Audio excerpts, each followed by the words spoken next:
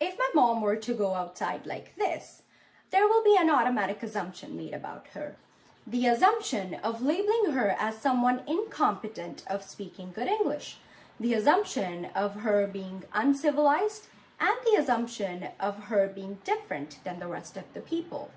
And I'm sure these assumptions are not only liable for my cultural clothes, but as for many others who step out in their cultural attire have been a victim to the same manner of assumptions. Many times we may look different, we may speak different, and to you, maybe we smell in a different way too. But at the end of the day, aren't we all made up of the same flesh and bone? Then why are some people alienated like they don't belong?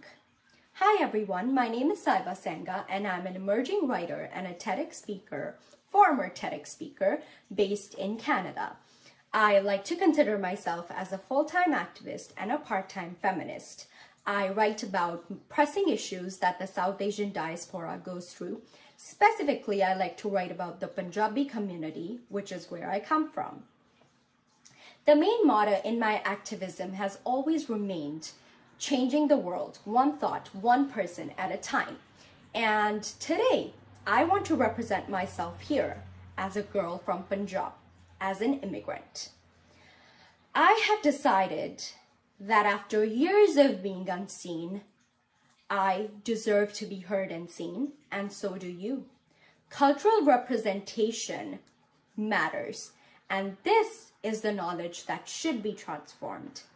People from different minorities, people from different cultures, people who are immigrants, people who hail from different parts of the world, they all deserve to be represented on the larger masses. And not only me, but every single person who somehow finds solace in hiding, their stories need to be told. We need to know that we matter as much as anyone else. When I first moved to Canada, I was ecstatic about new beginnings, and the country definitely welcomed me with open arms. But the people around me, I somehow always felt that I was generalized into a category which subjected me into becoming an alien. You ask how? Okay, on my first day of high school, I was asked if I knew English, and I said yes, of course. On my second day, I was asked if I knew what the internet was, and I replied yes again. On my third day, they asked me if I knew how to use email and how to use Google, and I felt a little confused, and I replied yes again. By the fourth day, they had moved on to asking me if I owned any cows, and that turned the switch on for me. I felt raged.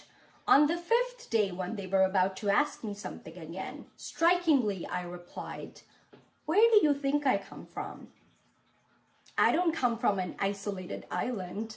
I come from a modern-day society. I come from a very civilized place called Punjab." That day, I felt separated from the rest of the people who were born here, who were a part of another category, and they had put me into another category. After that rage, all those kids left me alone, quite literally. But that day, they knew that I had a voice, and that voice knew English. This led to a period of time in my life which massively affected how I treated myself as an immigrant, how I saw myself fitting into my culture. I was ashamed of speaking in a language I so dearly loved, and I would even hush my parents from speaking Punjabi in public. When I noticed around, I saw it wasn't just me. A lot of the other kids were doing the same thing because we somehow always felt judged. Our culture being judged on a platform where if I didn't dress a certain way, I would be considered uneducated, or if I didn't twist the R's in my accent, I would be considered uncivilized, or it would automatically put me into a box saying that I don't fit in. In this melting pot of different cultures and backgrounds, is it really fair to generalize people into categories, to generalize how people should behave and which sort of accent they're supposed to have to fit in? I mean, if I wasn't born here, that shouldn't be the deciding factor if I belong here or not. Even though I completed my high school in Surrey, here in Canada, in university, amongst peers, I would notice that there were times when, even though the international students paid a significantly higher fee, they were still treated inferior. International students was a derogatory stamp put upon them. And for me, I always thought, why? Why would they put those people into a box? Because studying in a new country while working, it should be a prized achievement, shouldn't it be? I even found my parents and their immigrant friends struggling to learn new ways of making a living in a foreign country. Many people who belonged here would often ask my parents or people around us, immigrants basically, that why do you really move? If you're not meant to fit in, why do you move to a new country in search of a new home? And today I want to answer back to them. I want to let them know that no, we don't move in search of a new home. We move in search of new opportunities, in search of new possibilities. Nobody likes breaking their life into two parts. But immigrants or people from different cultures who belong here at this point, they take that risk. They take that risk to enhance their future and the future of their children.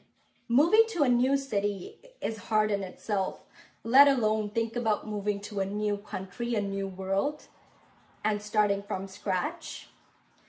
I've noticed just to feel at home once again, so many of us, including me, we try to detach ourselves from our culture, our roots, trying to run away from where we come from. And if you've ever been to the Lower Mainland, Surrey, you know this more than anybody else, that there is a term called dipper or fob. That's a derogatory word they use for immigrants, for people who weren't born here, for people who choose to speak in Punjabi, for people who choose to dress like this in a suit. They would be constantly labeled as a dipper and set apart. I've been called a dipper, so have my friends been called a dipper, so have my parents, and maybe you too at some point.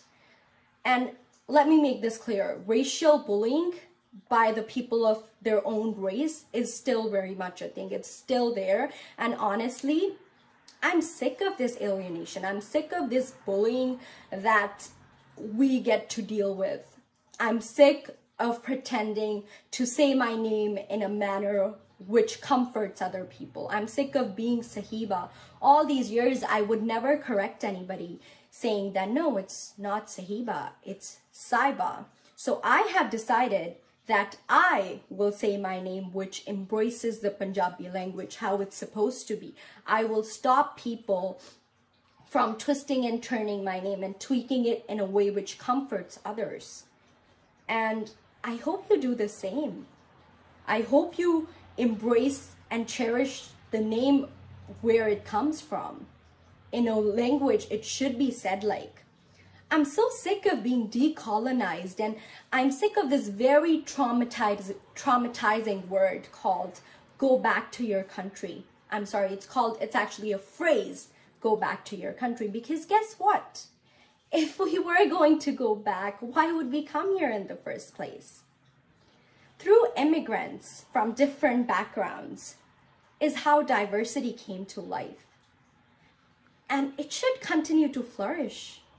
It will continue to flourish because diversity is beautiful. So let's all try to embrace where we come from, because it took me a long time to understand that there's nothing to be ashamed of my country. There's nothing to be ashamed of my roots.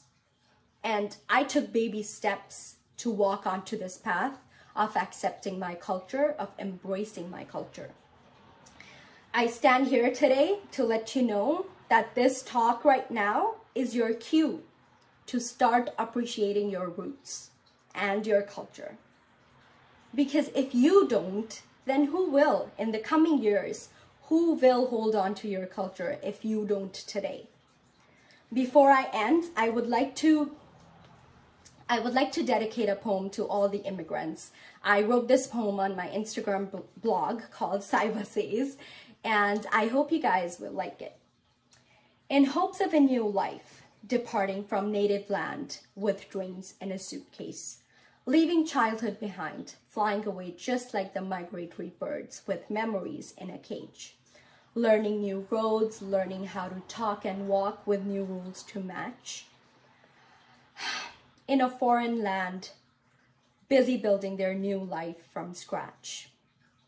Immigrants with mushy eyes, wanting to be seen, but scared to roam on the streets.